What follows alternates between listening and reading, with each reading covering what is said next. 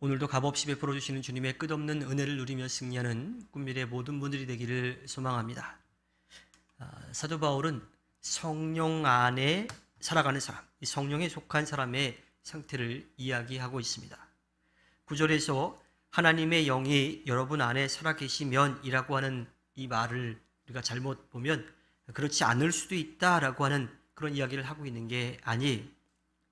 사도 바울은 예수 그리스도의 이 그리스도에 대한 믿음을 가지고 살아가는 사람은요, 하나님의 영이 언제나 그 안에 함께 계시더라고 하는 것을 알고 있었습니다. 믿는 사람 그 마음 속에는 성령이 언제나 함께하고 계시죠. 그래서 그 사람은 더 이상 육신 안에 있지 않고 성령 안에 있다고 말합니다. 여기서 육신 안에 있다라고 하는 말은 사도 바울이 이 로마서를 시작하고 계속 이야기했던 것처럼 아담 안에 살아가는 거예요. 그러니까 죄성에 노출되어 있고 죄의 노예로 살아가고 있는 그 상태를 이야기하지요. 아담의 영역 안에 있는 한 스스로 죄의 굴레에서 벗어날 수가 없습니다. 그러나 믿음 안에 살아가면, 그 믿음을 가지고 살아가면 우리는 이 아담의 영역에서 그리스도의 영역으로 옮겨져요. 그러면 죽음의 영역이 아니라, 심판의 영역이 아니라 새로운 생명, 영원한 생명의 영역으로 옮겨지게 됩니다. 구원의 은혜를 누릴 수 있게 되죠. 그리고 그곳에서 우리가 그 은혜를 누릴 수 있는 것은 성령이 언제나 우리와 함께하고 계시기 때문입니다. 성령은 그리스도 예수의 영역 안에서 통치력을 발휘하시는 하나님이라고 할 수가 있어요. 마치 세상을 에워싸고 있는 이 공기가 보이지 않지만 우리 몸속에도 존재하고 있는 것처럼 예수 그리스도의 영역 안에서 우리는 성령을 호흡하면서 살아가는 겁니다. 또한 성령은 그리스도의 영이라고 이야기를 합니다. 예수 그리스도에게 성령이 임했고 십자가에 못 박혀 죽으셨지만 그 죽음을 이기고 다시 살아나셨을 때에 또 하늘로 올라가신 그 다음에도 성령의 놀라운 역사는 우리에게 일어나고 있지요. 그래서 예수 그리스도의 그 역사를 이어가고 있기 때문에 사도 바울은 이렇게 표현하고 있습니다. 따라서 우리가 예수 그리스도를 믿는다라고 하는 것은 그 성령의 놀라운 역사도 믿는다라고 하는 거예요. 실제로 우리들에게 일어나고 있기 때문이죠. 그래서 그리스도 예수를 믿는 사람들이 내게는 성령이 없다, 나는 아직 성령을 받지 못했다라고 말하는 것은 앞뒤가 맞지 않는 거죠. 믿음이 참되다면 성령은 누구에게나 함께하고 계십니다. 바울은 10절에서 그리스도께서 여러분 안에 살아계시면 이라고 말하고 있습니다. 이것은 그리스도와 성령을 동의어로 쓴 것이 아니라 이 성령이 그리스도와 함께 일하시기 때문에 이렇게 말하고 있어요. 우리의 삶에서 예수 그리스도와 성령을 따로 떼놓고 이야기할 수가 없습니다. 마찬가지로 하나님도 똑같지요. 긴밀하게 서로의 자리에서 서로의 역할을 하고 계십니다.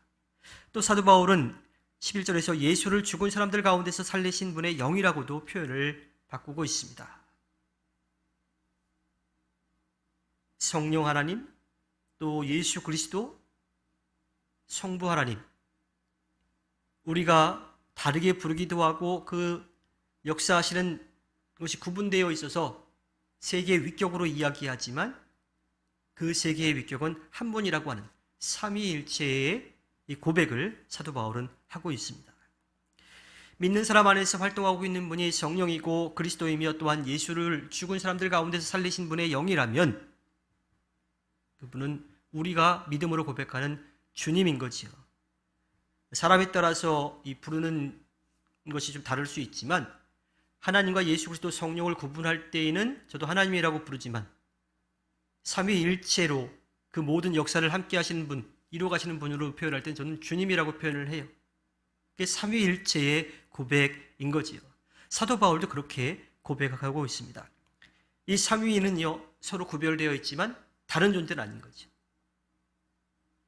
우리의 믿음의 삶 속에서 분리할 수 없습니다.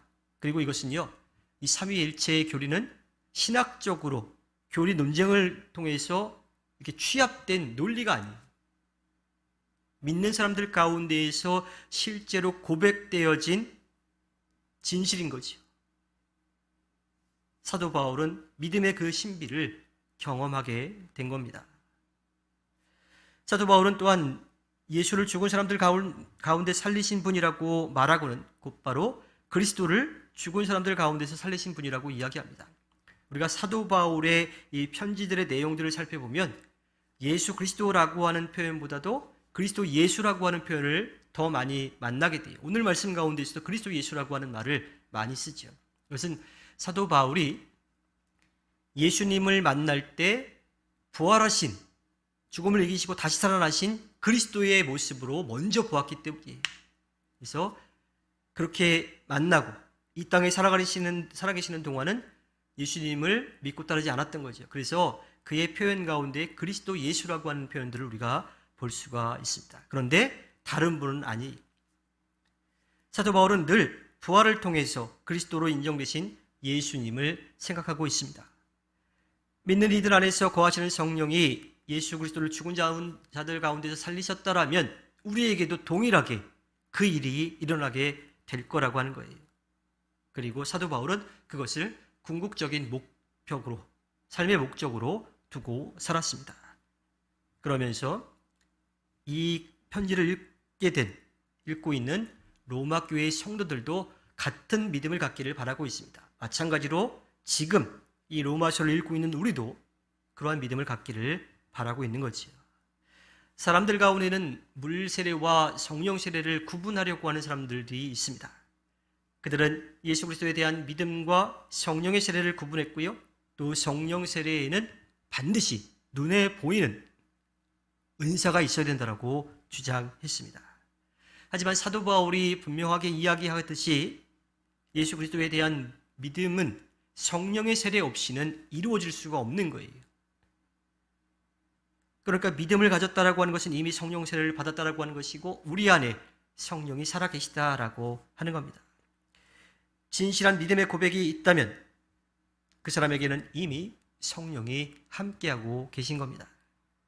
성령의 임재가 늘 겉으로 드러나는 것처럼 뭔가 특별한 은사처럼 그렇게만 나타나는 것은 아닌 거지요. 믿는 사람들의 숙제는 성령의 세례를 추구하는 것이 아니라 이미 우리 안에 함께하고 계시는 성령에게 더 많은 자리를 내어드리고 그분의 뜻을 알고 그분이 이끌어 가시는 대로 기쁨으로 나아가는 겁니다. 성령에게 더 많은 자리를 내어서 성령의 임재를 우리가 드러내는 거지. 그 안에서 우리가 얻을 것을 추구하는 게 아니라고 하는 거지. 성령은 언제나 우리와 함께하고 계십니다. 그 성령을 의지하며 우리는 이 땅에서 담대하게 살아가야 합니다. 주님께서 허락해 주신 오늘 하루를 살아갈 때에 언제나 우리와 함께 하시는 성령을 의지하여 오늘도 승리하여 주님께 기쁨을 드리는 꿈미래 모든 분들이 되기를 주님의 이름으로 부탁드립니다. 기도하겠습니다.